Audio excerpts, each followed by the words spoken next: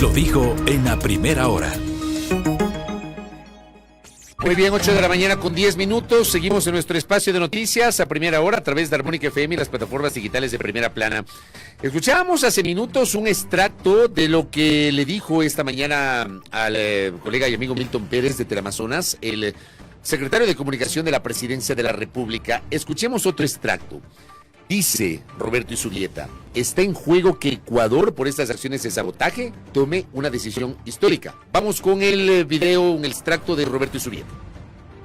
Lo que está en juego para el país, que eso va a determinar el futuro del país, es qué va a pasar en la consulta popular. Lo que está en juego en el país, mi estimado Milton, lo que está en juego en el país es si es que el Ecuador, por estas acciones de sabotaje, agresiones que se han dado del crimen organizado, podemos permitir una distracción que eviten que el Ecuador tome una decisión histórica para enfrentar problemas estructurales, históricos y del crimen organizado que se ha infiltrado, como bien dice la fiscal en el mismo caso Metástasis, se ha infiltrado en todos los estamentos, en gran parte de los estamentos. ¿Cómo vamos a afrontar eso? Con la consulta. O sea, no sé si ahí se está mezclando papas con peras en esta declaración de Roberto Izurrieta. Habla de la consulta, habla del crimen organizado, de la crisis energética, metiendo lo uno con lo otro. Bueno, les he mostrado los extractos, ¿no? Sin embargo, me dice Andrés Reliche, que está en sintonía, me dice, escuché toda la entrevista, me dice Andrés, gracias.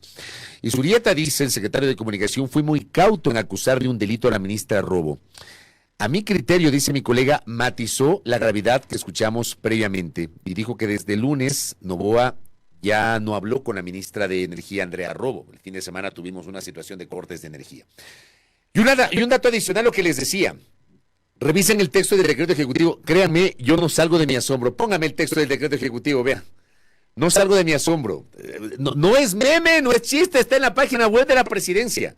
El primer considerando del decreto ejecutivo 226 dice que el numeral 2 del artículo 66 de la Constitución de la República establece el reconocimiento y garantía por parte del Estado del derecho a una vida digna que asegure el descanso y el ocio. Habla en serio. O sea, estamos en una situación energética tan compleja, gracias Roberto Carlos, tan compleja, pero ponen en el primer considerando que tenemos derecho al descanso y al ocio. ¿Qué tal? ¿Qué le parece? Vamos a ver si en la tarde cojo la bici y también me dedico al descanso y al ocio. Bueno, hablemos justamente sobre estos hierros en materia comunicacional con un especialista en la materia. Está con nosotros la académica María Eugenia Molina. Visita nuestra mesa de trabajo. María Eugenia, ¿cómo está usted? Bienvenida, buen día. Buenos días, Fabricio. Muchas gracias por su gentil invitación. Un saludo a toda su amable audiencia. ¿Cómo lee usted, María Eugenia, usted que es especialista en comunicación de crisis, en comunicación estratégica, el manejo comunicacional de esta crisis en particular, de esta crisis eléctrica asociada a una crisis política, asociada además a lo que se viene que es la consulta y asociada también, lo acaba de decir el secretario de Comunicación, incluso al tema de inseguridad? ¿Cómo lee usted el manejo comunicacional desde el Ejecutivo, María Eugenia Molina? Muchas gracias. Primero hay que decir que una crisis no se la puede leer o entender únicamente desde lo comunicacional. Lo comunicacional siempre está atado al tema de gestión política. Por eso yo siempre digo que la comunicación y la gestión política son dos caras de una misma moneda. Desde esa perspectiva y desde ese análisis, lo que sucede con la crisis energética, si bien fue una crisis heredada, no es que el presidente Noboa la causó, pero el presidente sabía perfectamente lo que se le venía cuando él asumió la presidencia de la República. Es más, cuando candidato, era una asignatura pendiente de este gobierno. Tal vez conjuntamente con la materia de seguridad, con la temática de seguridad, una de las más importantes de su mandato era justamente sacar adelante esta crisis. Pero hoy todos estamos sufriendo las consecuencias de la imprevisión, de la minimización e incluso del maquillaje de la crisis de lo que sucede en el sector eléctrico. Cuando hablamos de la minimización y del maquillaje de la crisis, ¿a qué se refiere específicamente, María Eugenia?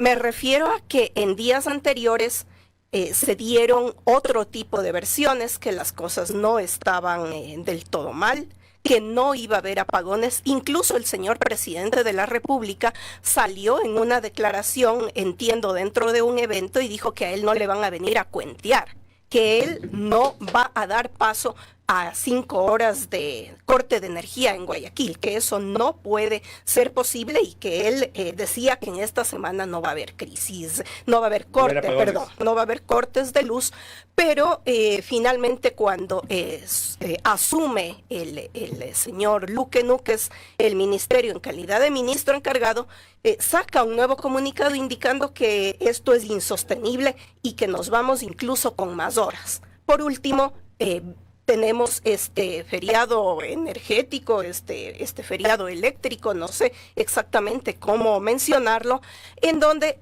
queda en nada todo lo que dijo anteriormente el ministro. Entonces, desde esa perspectiva, el presidente, perdón, desde esa perspectiva lo que se está viendo es un maquillaje, una minimización de la crisis, porque primero se nos dijo que no era tan grave, que no era tan fuerte, que no estábamos en estas condiciones, cuando efectivamente las condiciones han sido mucho peores de lo que nosotros como ciudadanos e incluso ellos como autoridades pensaron que en realidad estaban dadas las cosas.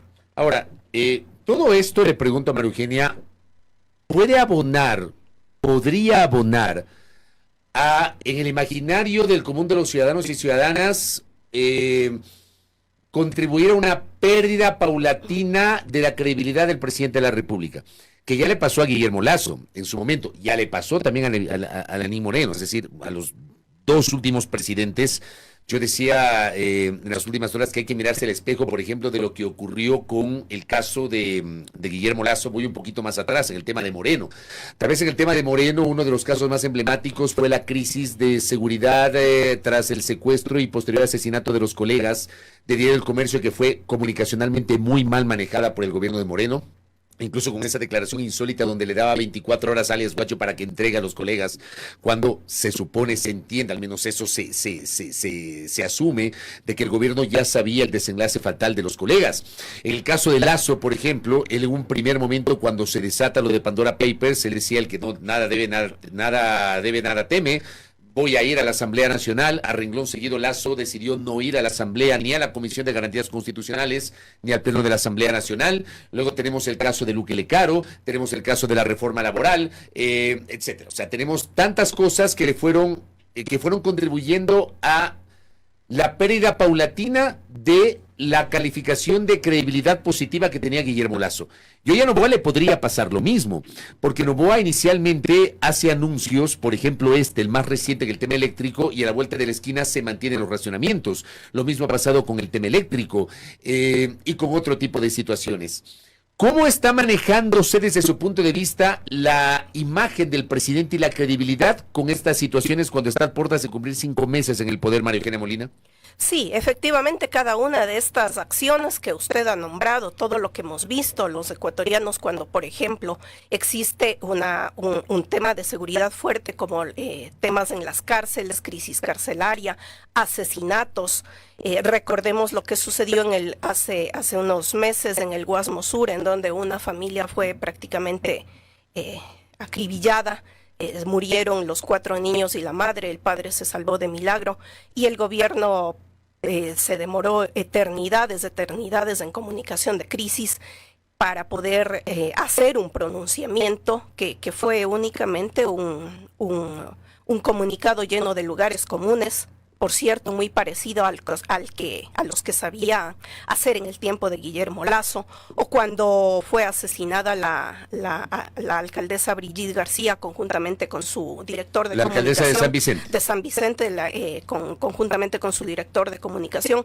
Ha habido episodios en los que el presidente no ha dicho nada. Ha tomado la estrategia del silencio, que en crisis es una de las más dañinas. La estrategia del silencio nunca será buena en momentos de crisis. Ahora, igualmente con estas declaraciones que un día o a un momento dice una cosa, pero luego dice otra, por supuesto que esto viene a minar la credibilidad, la imagen del presidente. Recordemos que en crisis, ¿qué es lo principal que pasa factura a una autoridad? Es la imagen, la identidad, el capital simbólico, la reputación. ¿Qué es el capital simbólico? Justamente este capital de confianza. Pero también adicionalmente a esto, Fabricio, estamos viendo que el presidente vive en y el gobierno como tal vive en un constante marketing político. ¿Qué significa eso? ¿Y cuál es la diferencia entre marketing político y comunicación política, María Eugenia? Básicamente está en campaña. Todo el tiempo está trabajando y manejando la comunicación como si estuviera de candidato. Mientras que no hace comunicación gubernamental, que es lo que le corresponde en este momento al señor presidente. Esto es, no está escuchando las reales necesidades, las reales inquietudes y las molestias de la gente, las molestias de su mandante, lo que le tienen que decir sus mandantes. Esto a la larga pasa factura. Gobernar de espaldas al pueblo definitivamente pasa factura. Y una de las facturas que le pasa es en el tema de la credibilidad de la palabra de lo que dice el señor presidente de la República. Estamos hablando de que la palabra del presidencial debe ser una palabra creíble, una palabra que no esté cambiando al vaivén de las circunstancias, incluso en un mismo día. Ahora, podría uno también, digamos, pensándolo de otra manera, que al final del día el presidente toma una decisión y quema un fusible, porque los ministros terminan siendo fusibles y ante la imagen de la opinión pública, de un segmento de la opinión pública, esta es la consecuencia de un presidente al que, según la visión del gobierno, no le dijeron la verdad. Esto no le pudo haber, en cambio, ayudado en contrapartida cuando el presidente sale, le pide la renuncia públicamente a su ministra y dice: a nosotros no nos han informado, y presenta una denuncia.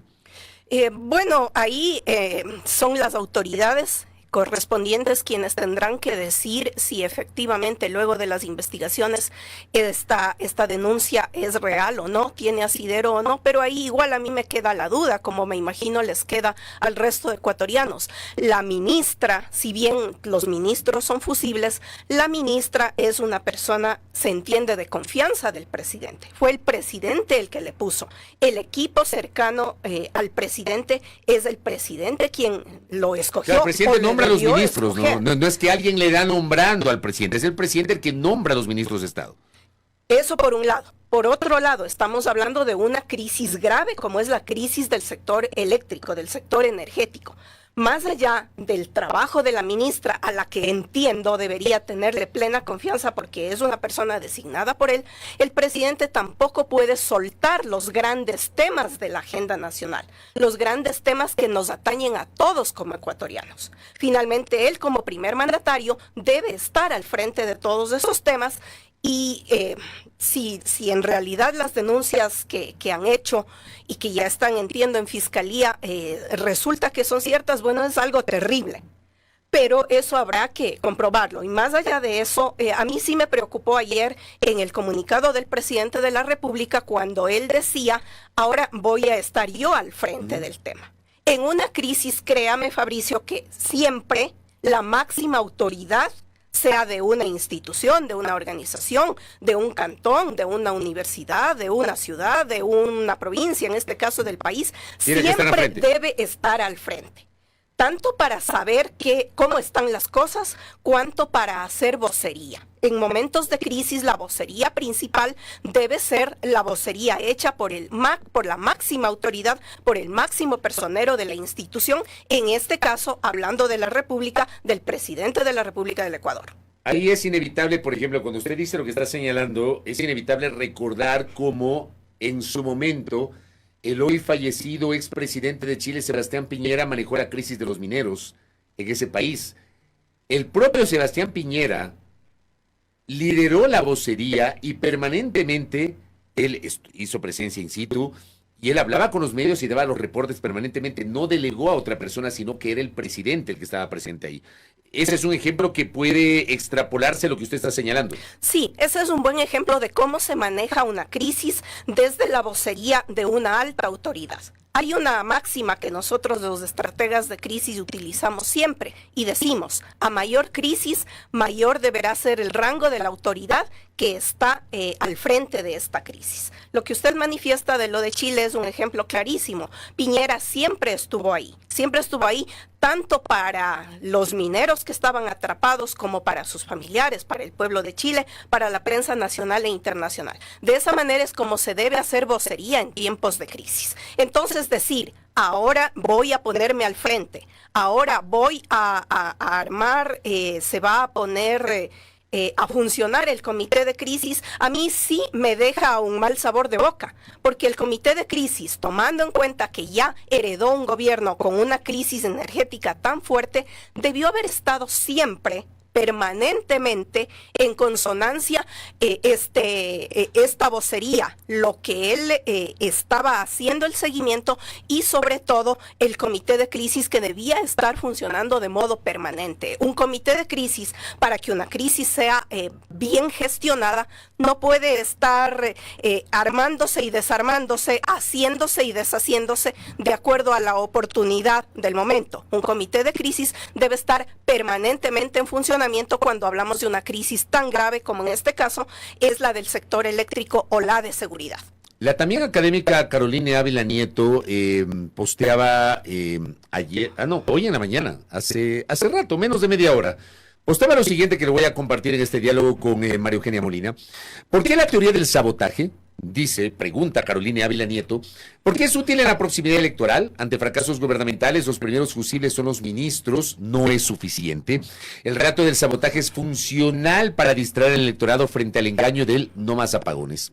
En gestión de crisis, el primer paso es el cambio y control de la narrativa por un relato que te convierte en la víctima. En este caso, el gobierno atacado por la ineptitud de la alianza política, como lo ha denunciado el secretario Arturo Félix Wong. Si bien ayer el sabotaje fue parte de las redes, hoy los titulares de los medios hablan de la sequía con gráficas ambientales. Diario El Universo, El Mercurio lo hacen, mientras que Expreso y La Hora se inclinan por la paralización de actividades, el freno de la producción y la rabia. Dice, por eso hoy el secretario de Comunicación y Zurieta tuvo que adelantar entre el Amazonas sobre las investigaciones que se deben hacer ante intentos de sabotaje. Ojalá un técnico sin temor a ser acusado de traición a la patria lo pueda explicar. ¿Qué le parece esta reflexión de Carolina Ávila, María Eugenia? Sí, hay mucha razón en lo que dice, y esto me trae a la memoria lo que pasó cuando se atacaron las instalaciones de TC Televisión.